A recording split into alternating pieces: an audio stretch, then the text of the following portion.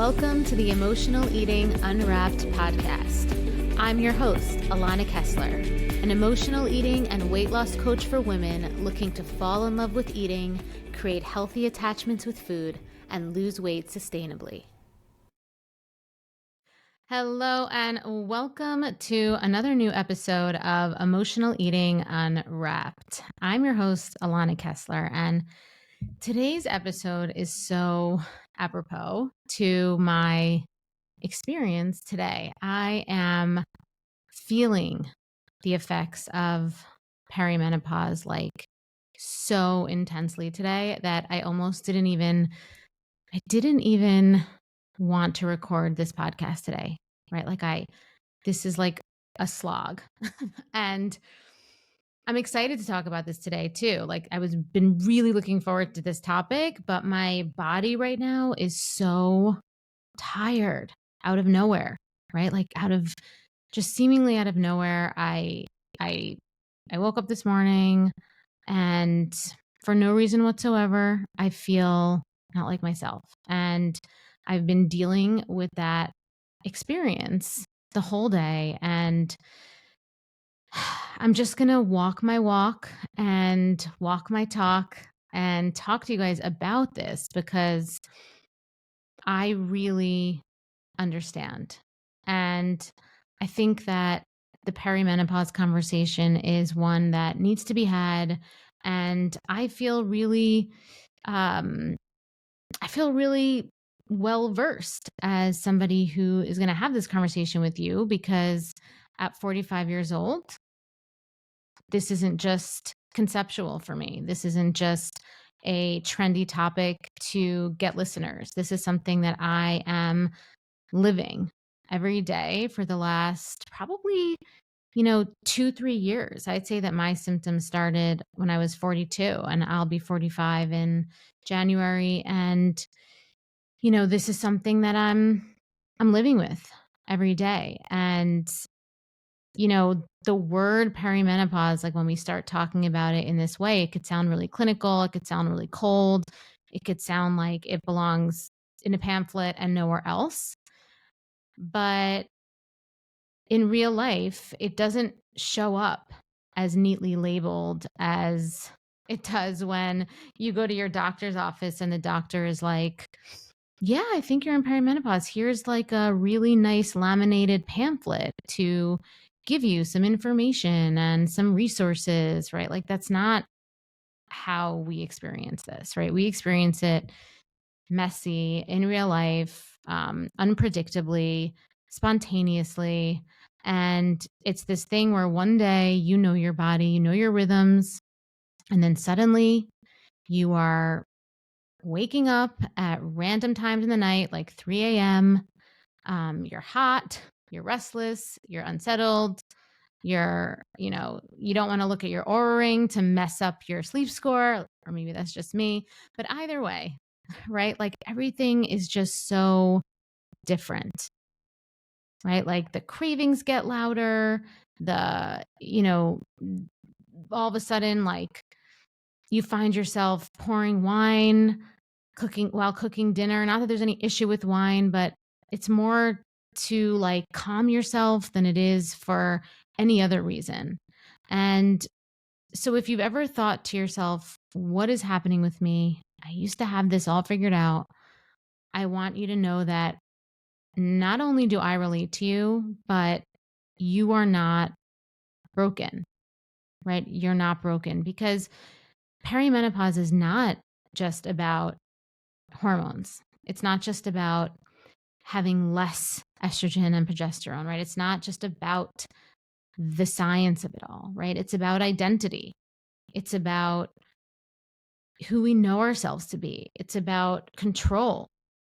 And it's really important that we address the multi-layered and the multifaceted nature of the experience of perimenopause and talk about it as it relates to who we are as women and also how it impacts our relationship with food and maybe our experience with cravings or emotional eating and how that fits in as well, right? Because if you're listening to this podcast, I'm sure that this is something that you're struggling with. And perhaps if you're in this phase of life, it's feeling a bit more exaggerated. It's feeling a bit more intense. And so I want you to walk away from this episode, not only feeling seen and understood by me, but also with some tangible, perhaps just little skills that you could take with you. All right. So let's talk about, what perimenopause is, which, as we know, it's your body moving into a new chapter, right? Hormones like estrogen, progesterone, which once followed a steady rhythm, they now rise and fall unpredictably. Okay, that's what truly starts to happen, right? You might notice your cycle starting to change. You might notice your mood swings are more intense. And, because estrogen and progesterone, they influence your psychology, they influence your blood sugar, they influence your emotions as well. And sometimes it can be subtle, right? And I know for me, like, it was subtle in the beginning. I thought I was just I thought I went to sleep too late. It was just, you don't really think it's perimenopause at first. Sometimes it's subtle. But other times it can feel like a roller coaster, right? Like you are on a roller coaster without the cage thing that goes over you to protect you from falling out of the roller coaster, right? And those shifts that become really unpredictable start to ripple into so many different areas of your life, right? Like we just talked about: mood, sleep, cravings, energy, metabolism, even capacity, right? Like how much stress, how much energy, how much stimuli you can handle in one day. I remember the first time that I, realized something had shifted. And, maybe this wasn't the exact first time, but when I really noticed viscerally, especially when it came to my hunger, that something had changed. I woke up at like 2:30 in the morning, after I had had some alcohol the night before, like a glass of wine, and I felt, one, like my heart was beating really fast and like I was wide awake, and two, I was super hungry, right? Like I woke up feeling starving. And it wasn't like I could fall back asleep, like I could have a snack and something like that. It felt like a gnawing pang, like I had hunger pangs. And there was actually one time where I actually did go into my kitchen and I actually had a snack because the hunger was that strong. And my first thought then was like, oh my God, what's wrong with me? And of course, as somebody who has healed from emotional eating, compulsive eating, has really worked really hard to manage and sustain my impulses, and I have really strong impulse control. I was just like, what's happening? Right. But the truth was that nothing was wrong with me. I wasn't all of a sudden like lost everything. It's just that my body was speaking a new language. My body was speaking a new language, and this is the crux. Okay, no one teaches us how to translate it. I'm hoping that this changes. Okay, that's one of the reasons why I want to talk about this, is because I feel like it's important that we do have we do have a language around this, because most women think, like I did for a minute, I've lost discipline, I've lost control. But the truth is that it's not a weakness. It's really just biology. It's really just biology because, like I said, the fluctuating hormones actually does influence and impact your sugar balance, which impacts, your insulin uptake and your insulin release. And you could actually be feeling hungry, right? This is a biological thing. And here's where food enters the picture. Hormones, they don't just change your body, but they change how your nervous system processes stress, processes anxiety or unpredictability or a heavier, intense time, right? It's like somebody has cranked up the emotional volume, right? You're edgier, maybe you have less tolerance or patience. That's definitely me, right? So little things feel more maybe little things feel like bigger things. Stress feels sharper. And food can become one of the fastest ways to cope, right? You know, for a lot of reasons, right? One client told me that she couldn't get through the afternoon without a latte and a muffin. I have women asking me in my programs, like, why after 2 or 3 p.m. the cravings feel really strong. And these women are in their mid 40s, right? Or late 30s, mid 40s, late 40s. And that this time of the perimenopause, the transition, even menopause, right? And the reason why what my client who shared with me that she couldn't get through the afternoon without some sort of like, carb and sugar to ground her and a latte to give her energy from the caffeine, it was because she needed something to feel steady when her body felt really chaotic inside, right? And like we talked about before, needing to have some sort of maybe alcohol in like a different way. There's a different motivation for the alcohol.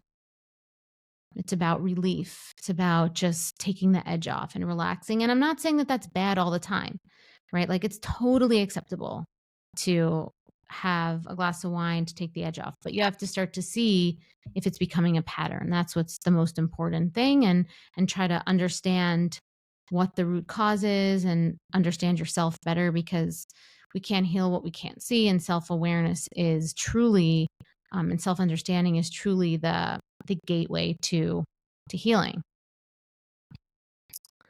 and myself included, right? Like most afternoons I have some sort of like sweet pick me up, right? Or some sort of pick me up, whether it's like a cheese stick or a couple, 2 squares of chocolate or something. Because brain fog for me and kind of being lethargic is something that I'm struggling with.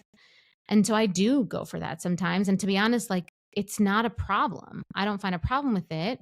It's more your own inner narrative. So at this point in my life, for me, I don't have shame around that. I also don't let that behavior spiral into an entire bar of chocolate.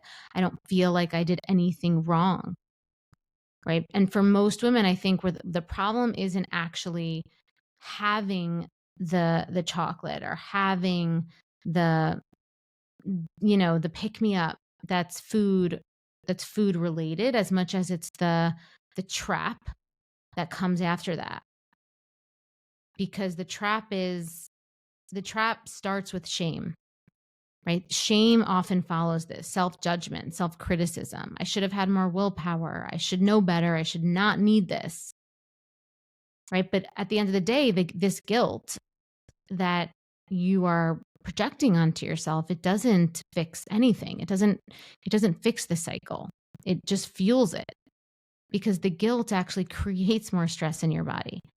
And stress creates more chaos, which needs more soothing and more feelings of cravings, more hormone imbalance. And the wheel, right? That wheel keeps spinning. And then I want to move into some of the other narratives that come with perimenopause.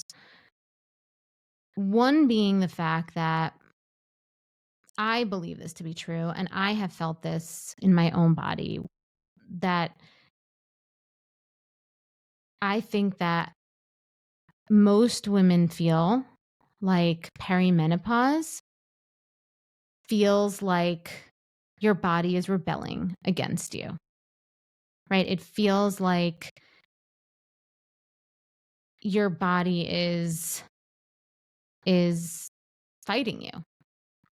And many people call perimenopause the second puberty, and it 100% is. The first puberty also has that, has that vibe, has that energy. It's just we're much younger, and it's a very different conjecture and projection of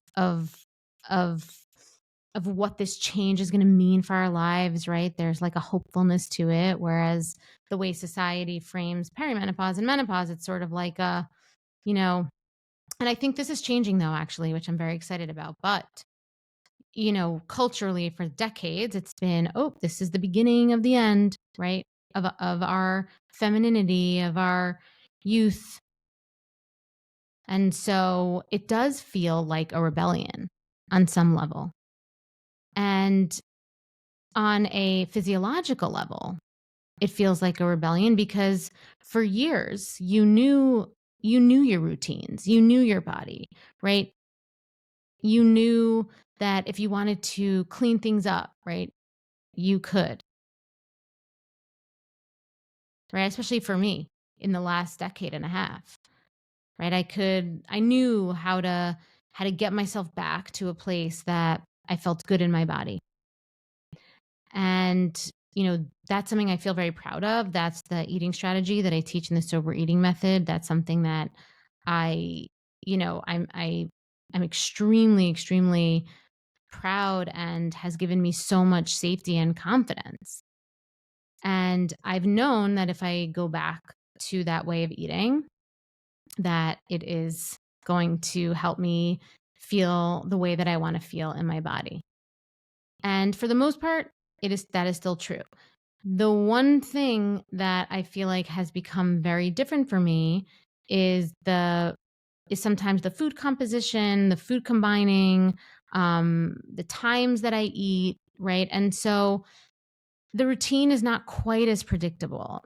It's shifting a little bit, and it feels weird for me, right? Like I can't have alcoholic drinks, in the same casualness that maybe I used to. I have to be a lot more intentional about that now because it affects me in so many different ways, right? I have to have different kind of workouts, right? I need to have workouts that are more low intensity, rather than high intensity, because the high intensity workouts my body is perceiving as like dangerous, and it's actually making me more inflamed. This is something that I always tell people. It's like when you're coming into perimenopause, you want to treat yourself softer, right? You want to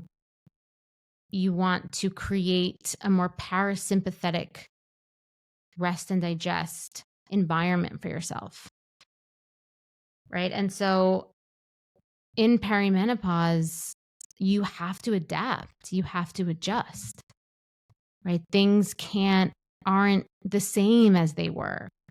And small shifts, it's like these really small things that end up leading to much bigger symptoms that you can feel. And so it's really important that you become a student of your patterns and of your habits and start to notice when little things that you might be like, oh, maybe this thing that I used to do all the time actually is the thing that maybe I need to adapt or adjust.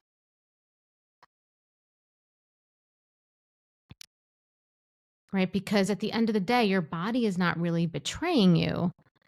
She's really just asking for a new kind of relationship. And you are building that relationship in real time, And what makes this time even more complex is that this doesn't happen in a vacuum, right? We don't just hit this time of our life and go away for a few years, work it out, and then like come back, right? This change, this huge transition, biological transition that comes without warning and comes without predictability, it collides with midlife. And so for many of you, you might be raising teenagers, you might be caring for aging parents, Maybe you have kids that are leaving home and you're grieving that transition. Maybe your career is shifting or you're hitting burnout, right? You're wondering what's next. And your body is changing at the same time that your life is asking these harder questions. Right? I think of one woman who I worked with who told me that she used to unwind after work by going to yoga. But now between the hot flashes, the, late night the late night anxiety, the insomnia, the caring for her dad, like she barely has time to make dinner. And she said to me, like, one time, half laughing, kind of half crying, honestly, the only thing that I look forward to is a glass of wine at night. Like that's what she said. The only thing I look forward to is a glass of wine. And, other people have told me a similar story where they're like, the only thing I look forward to is like my 2 ice cream sandwiches that I have that feel really like reliable for me. I know what's going to happen here. I'm going to eat them. It's going to taste good. I'm going to enjoy it. I'm going to feel relaxed. Even if it doesn't quite align with the rest of how they want to feel, right?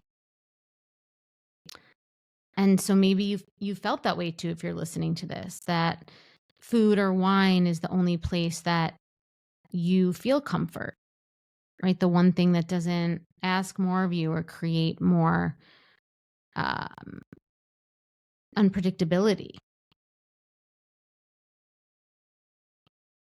But when you start seeing it this way, like I said, you could ask different questions, right? You can, and I think that it's really important to acknowledge that curiosity is really the point here. It's not about never having a glass of wine. It's not about never having the ice cream sandwiches. Of course you can, but you want to be curious about what you're really looking for, what you're really needing, right? Is this craving an intentional thing? Am I eating this because it's intentional? Or is this about escaping the invisible weight I'm carrying? Is this about escaping an emotional situation? And it's really just about knowing, right? You really just want to know, because in the knowing, you can make a choice. And that's what you want to do. You want to make the choice and you want to feel empowered in the choice. There's no right choice or wrong choice. You just want to feel empowered, and you want to be connected to yourself enough to more often than not, make choices that are aligned with your higher self. Okay, so here's what I want to leave you with today. Perimenopause is not about decline. Okay, yes, your body is definitely changing. Yes, some days it will feel like a betrayal. But what if this isn't about loss at all? Like, what if it's a portal? Because for so many women, this time of life, perimenopause, is the first time life asks you to stop measuring yourself, stop measuring your worth or your power in the world by discipline, by weight, or by youth, and start asking yourself, what kind of woman do I want to become in this season? It's so amazing, actually. And I've been sitting with this question myself, to be honest. Right? I've been sitting with this question myself. And while I don't have all the answers, I definitely don't have all the answers. I know this, right? Power and worthiness and what I know to make me feel self-value in the world at 45 feels very different than it did at 25. Right? It's not about bouncing back or proving myself or having to show up perfectly. If that was the case, I definitely wouldn't have recorded this today. It's not about hustling harder, right? It's about presence.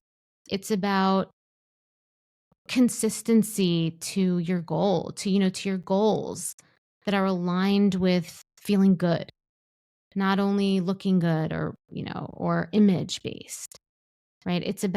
They're deeper. It's about depth. right? It's about meeting my body as she is now and really devoting myself to understanding her and being committed to creating an environment where she thrives the best, and being willing to adapt and change, and be willing to reimagine, maybe even like a little bit about what she will look like. Right? That's something that I speak to my clients a lot about. A lot of my clients come to me with weight loss goals, which is a great, totally there for that. But a lot of the goals that they have are goals from when they were like 30. And I think it's really important to, recalibrate a goal like that when we get to the stage of life. Not only for our not only for like our mental health, but for our self-love, and to learn how to grow that parts of ourselves, to love ourselves in this new place of life. And not to say that you can't get to where you were when you were 30. Like, I know lots of women that way too, but you don't want to sacrifice joy for that. You don't want to sacrifice joy. Right? You want to continue to have, like, you want to continue to evolve into the stage of life where you can have rest and have connection with yourself and be compassionate. All right. So how do we practice this in real time? Right. So you want to reframe cravings as signals. So when you have a craving, or say that you do wake up at 3:00 in the morning, having that super gnawing hunger, and you do go grab something, instead of saying, I'm failing, you can ask yourself, what is my body telling me right now? Right. And then even before you eat something, you want to support your nervous system first. So pause, right? Pause before food. Take a couple deep breaths, right? Take a walk outside. See if you can harmonize your nervous system without food first. Okay. And then practice some self-compassion. Your body, it's definitely not betraying you, but it is transitioning. So you want to practice compassion for yourself. And you'd want to practice that. In my invisible weight detox, I have a bunch of compassion practices in there. If you want to think would really enjoy that program, it is a really, really great program that introduces you to the sober eating method. And it is the first step of the sober eating method. So it's a really great program to start to really work on these tools. The other thing you want to do is adjust your body, adjust your routines to be with your body, not against it, and not stuck in an old version of you. So you want to explore new rhythms. Maybe you need to explore different meal timing, different food combining, like I said that I've been doing, different, food compositions, gentler workouts, right? Maybe some more walking, longer walking, in between, maybe like one high intensity workout a week instead of 3. And then challenge perfectionism and comparison. Okay, notice when that's coming up. Try to challenge that, because the goal isn't for us to stay frozen in our 20s, right? The goal is resilience. The goal is freedom. The goal is becoming more whole and integrating all the parts of us that we have birthed and grown and cultivated and nurtured over the years, so that we're in alignment with who we are now, which is beautiful. Okay, so your body is not unraveling. She is transitioning, right? She's wiser, more grounded, and really a more resilient version of you. Okay, so the next time you find yourself standing in front of a fridge at midnight or craving sugar at 3 p.m. or pouring that glass of wine after a long day, don't ask what's wrong with me. Ask, what is my body asking me for right now? Okay, because this is not an end. Nothing is ending, right? It's really an opening. It's an invitation to stop chasing control, to let go of old rules that no longer apply, to step into a new kind of empowerment, not the kind that's measured by perfection, flawlessness, right? Rigid rules and discipline, right? It's the kind that's rooted in presence, adaptability, patience, compassion. And I say this as someone who's in it, like I've said this whole time. Right at 45, I'm still figuring it out. Right, not quite 45. I'll be 45 in January, but I'm still figuring it out, like messily, right? And totally imperfectly. Right? Totally imperfectly. And it's kind of fun, you know? It is kind, I feel, it doesn't feel fun today, but honestly, it is kind of a really unique time. And I do feel more me than I ever have. So that's really what I want for you. All right. So thank you so much for your attention today. Thank you for listening. I really hope that you enjoyed this conversation. I'm really looking forward to more conversations around this topic. If there's anything that you want me to chat about around this topic, please leave us a comment I think on Spotify, you can leave comments there. So if you'd like to, you can leave us a comment there. You could like and subscribe and leave comments on this video on YouTube if you're more of a visual video person. And then just a reminder about our monthly giveaway. Every month, we are giving away a free one-on-one coaching session with me, full hour with me. We'll chat. We could talk about anything you want, any guidance, advice. And the way to enter this giveaway is to leave us a review and a rating on Spotify and Apple. And you can send us a screenshot of that to @BeWellByAK on Instagram, or you can email podcast@BeWellByAK, and we will enter you into our giveaway. All right. So until next time, I'm Alana, and thank you for listening to Emotional Eating Unwrapped.